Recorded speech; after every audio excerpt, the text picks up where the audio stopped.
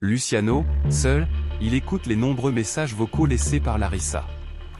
Celle-ci le supplie de répondre à ses appels et affirme qu'ils ont encore beaucoup de choses à se dire. Luciano reste silencieux et ne rappelle pas son ancienne compagne. Karim retrouve ensuite Etana. Cette dernière lui confie que Luciano ignore toujours sa véritable identité ainsi que les raisons qui l'ont conduite à entrer dans sa vie. Elle explique qu'elle est venue avec l'intention de faire payer Luciano, ses frères et leur mère pour ce qui est arrivé à son père. Elle craint que Luciano ne comprenne son désir de justice mais ne lui pardonne jamais de lui avoir caché la vérité. Elle rappelle qu'il lui a confié ne pas supporter les mensonges. Etana ajoute qu'elle lui a seulement expliqué que sa relation avec Zakaria l'empêchait d'être avec lui et qu'elle pense aussi à Bruno, qui éprouve des sentiments pour elle. Karim répond que Bruno nourrit seulement un espoir et qu'Etana devrait mettre fin à sa fausse relation avec Zakaria. Elle l'encourage à tenter sa chance avec Luciano et à construire une relation suffisamment solide avant de lui révéler toute la vérité. Belinda téléphone ensuite à Luciano pour prendre de ses nouvelles après sa chute de cheval. Luciano la rassure en lui expliquant qu'il s'est seulement blessé à la jambe.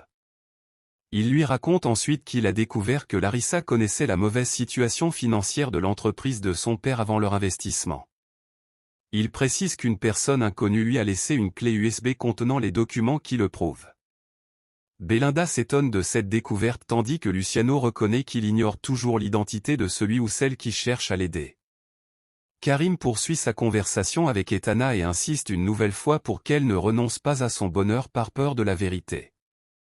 Elle lui conseille de profiter de cette occasion pour vivre pleinement sa relation avec Luciano avant d'aborder son passé lorsqu'elle se sentira prête.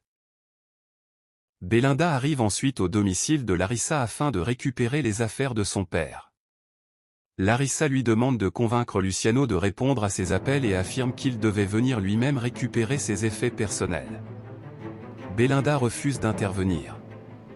Elle déclare que Luciano a enfin compris qui était réellement Larissa grâce aux documents retrouvés dans son véhicule. Larissa affirme qu'elle aime toujours Luciano, mais Belinda lui répond que ce n'est plus réciproque. Elle ajoute qu'elle ne lui a jamais fait confiance et qu'elle l'a toujours trouvé malhonnête avant de quitter les lieux. À la hacienda, Etana lit un roman à voix haute dans la chambre de Luciano pendant qu'il se repose. Eloisa entre et constate que son fils va beaucoup mieux grâce aux soins reçus. Luciano explique que les médicaments et la glace ont fait diminuer la douleur. Eloisa remercie Etana de s'être occupée de lui. Luciano précise qu'il apprécie particulièrement la façon dont Etana lit les dialogues du livre, et Eloisa accepte qu'elle poursuive la lecture. Pendant ce temps, Larissa tente encore de convaincre Belinda qu'elle est victime d'un complot. Elle affirme qu'elle n'a jamais participé à la fraude et qu'elle ne sait pas qui transmet les informations compromettantes à Luciano. Belinda répond que les documents proviennent de son ordinateur et que cela suffit à révéler la vérité. Elle affirme que Luciano connaît désormais la véritable personnalité de Larissa et met fin à la conversation. Etana lui demande alors si elle est à l'origine des preuves qui ont permis à Luciano de découvrir la vérité sur Larissa. Belinda reconnaît avoir récupéré les documents grâce à l'aide de Rolando, qui a piraté l'ordinateur de Larissa afin d'obtenir les fichiers. Elle précise toutefois qu'elle n'est pas responsable des autres informations anonymes reçues par Luciano et Bruno. Les deux jeunes femmes conviennent de garder cette révélation secrète. Avant de se quitter, Etana demande à Belinda si elle a obtenu des nouvelles de ses parents biologiques. Belinda répond que ce n'est toujours pas le cas. Karim retrouve Zakaria pour parler de leur relation. Elle lui explique qu'elle ne souhaite plus continuer à cacher ce qu'ils ressentent. Zakaria l'écoute et lui rappelle que leur situation reste compliquée à cause des événements récents et des personnes qui les entourent. Ils échangent sur leurs doutes, leurs espoirs et les difficultés qui les empêchent de vivre leur histoire librement. Malgré les obstacles, chacun reconnaît l'importance de l'autre et ils conviennent de rester prudents avant de prendre une décision. Pendant ce temps, Etana passe du temps avec Belinda. En sortant de la salle de bain, Belinda pensait qu'Etana était déjà partie. Mais Etana lui demande pourquoi elle va se faire vomir après avoir mangé de façon compulsive, et pourquoi elle se fait du mal.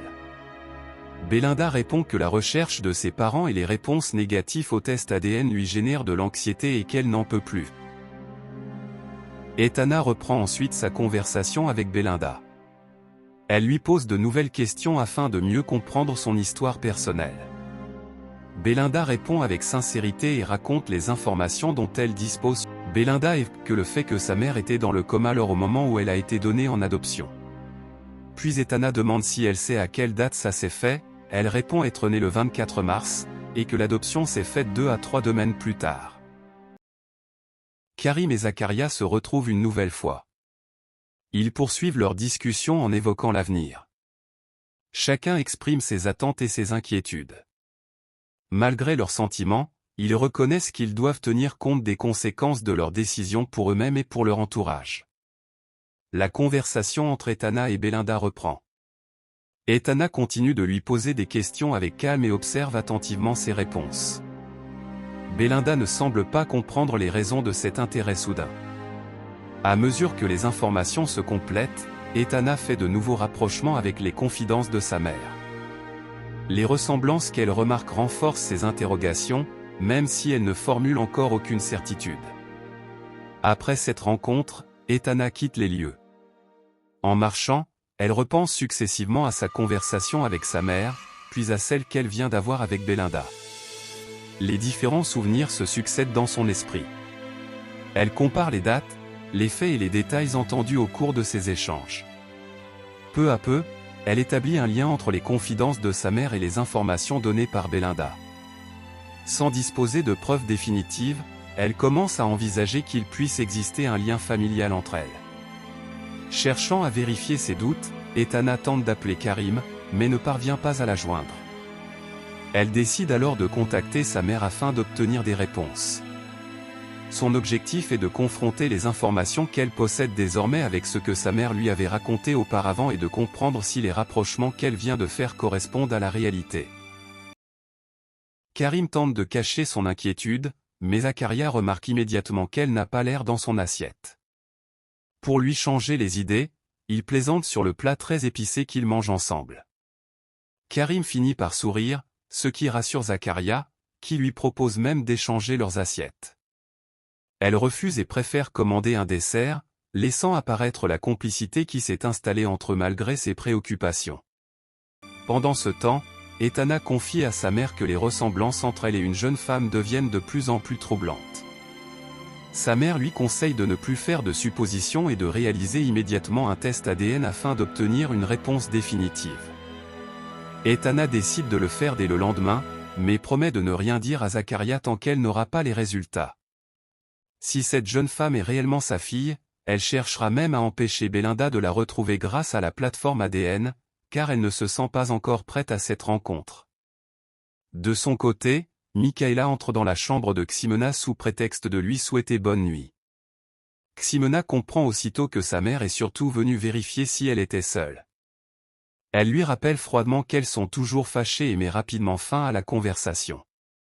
Plus tard, Juventino tente d'apaiser les tensions avec Clémentina en lui apportant ce qu'elle préfère manger et en l'invitant à regarder un film avec lui. Mais Clémentina refuse. Elle lui reproche de toujours penser à ses propres envies plutôt qu'aux siennes. Selon elle, l'achat de la nouvelle télévision prouve qu'ils ne respectent pas les décisions qu'ils prennent ensemble. Elle a l'impression qu'ils ne communiquent plus et que son avis ne compte jamais. La dispute s'envenime lorsque Clémentina avoue qu'elle ne sait même plus si elle souhaite continuer leur relation. Juventino se défend en rappelant qu'elle lui avait dit qu'il était libre de disposer de son argent comme il le voulait. Pour elle, le problème n'est pas l'argent, mais le fait qu'ils ne respectent plus leurs accords. Déçue, elle met fin à la discussion et le laisse seul.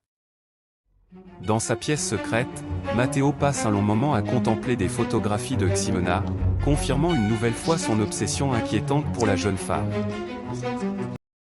Bruno retrouve ensuite Cathy et lui assure qu'il est venu tenir sa promesse de l'aider à sortir du réseau qu'il exploite. Il lui garantit qu'ils démantèleront bientôt toute cette organisation criminelle et sauveront également les autres jeunes femmes retenues prisonnières. Pour éviter d'éveiller les soupçons, il lui demande de mémoriser son numéro de téléphone plutôt que de conserver un papier. Il l'encourage ensuite à lui raconter toute son histoire, depuis son enlèvement jusqu'à son arrivée dans cet endroit, afin de réunir toutes les preuves nécessaires. Après avoir recueilli ces informations personnelles, Bruno lui explique qu'il vérifiera si une déclaration de disparition a été déposée à son sujet. Il insiste également sur la nécessité de rester extrêmement prudente et de ne révéler à personne qu'il collabore. Il lui confie qu'avec son frère, il compte demander la protection du maire. Cathy se montre toutefois méfiante et lui révèle que de nombreux hommes politiques figurent parmi les clients du réseau criminel. Selon elle, certaines personnes influentes donnent l'image de citoyens irréprochables, alors qu'elles participent en réalité à ces activités sordides, ce qui pousse Bruno à rester particulièrement vigilant. Enfin, Rolando discute avec son père de sa relation avec Belinda.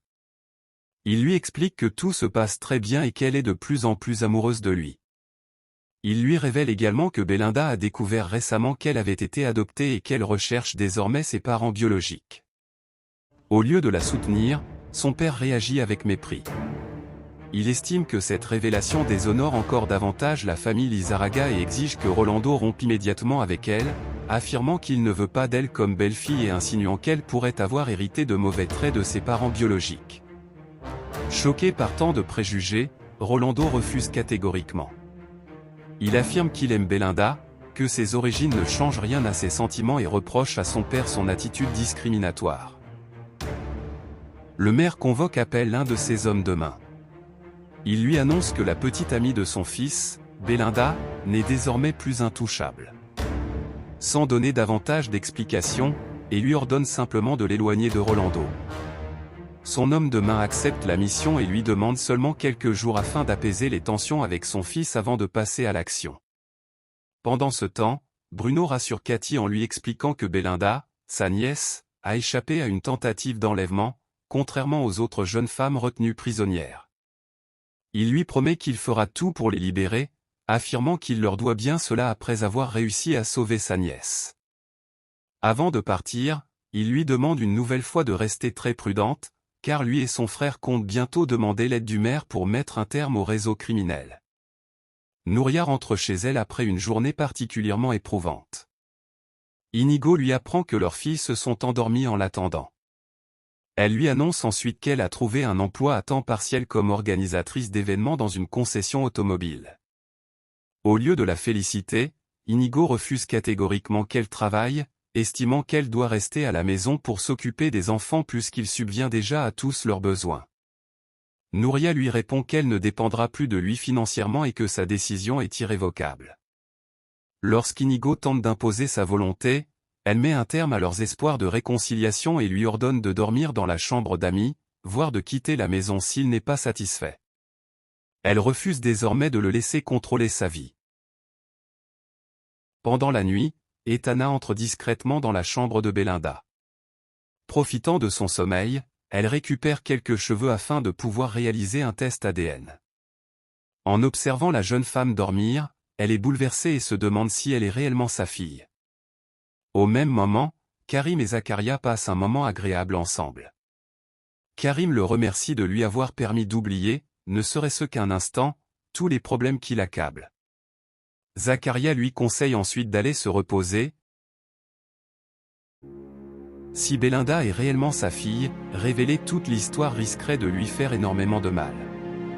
Elle espère même que Zakaria soit son véritable père, convaincu qu'il est un homme bon, contrairement aux autres membres de cette famille qu'elle considère comme de véritables prédateurs. Toujours dans la chambre de Belinda, Etana continue de réfléchir. Elle se répète qu'elle ne doit pas tirer de conclusion avant d'avoir les résultats du test ADN, même si toutes les coïncidences semblent la conduire vers la même vérité. En quittant discrètement la chambre, Etana croise Luciano dans le couloir. Celui-ci prétend être venu récupérer son téléphone, mais profite de l'occasion pour tenter de se rapprocher d'elle. Luciano lui avoue qu'il ne cesse de penser à elle et aimerait passer plus de temps à ses côtés. Pendant ce temps, Inigo se rend dans un bar. Décidé à oublier ses problèmes, il demande les meilleures filles de l'établissement, offre généreusement un pourboire et retrouve Diana, à qui il confie vouloir passer la nuit avec elle pour se changer les idées. Plus tard, Luciano retrouve de nouveau Etana. Malgré les difficultés, il lui répète qu'il ne peut s'empêcher de l'aimer. Etana, bien qu'émue, insiste sur la nécessité d'être prudent et refuse qu'il reste près d'elle cette nuit-là, de peur que sa mère ne les surprenne. Ils conviennent finalement de se revoir discrètement 2 jours plus tard, lors de leur journée de repos, afin de passer du temps ensemble loin de tous les regards. Avant de se séparer, ils s'avouent une nouvelle fois leur amour.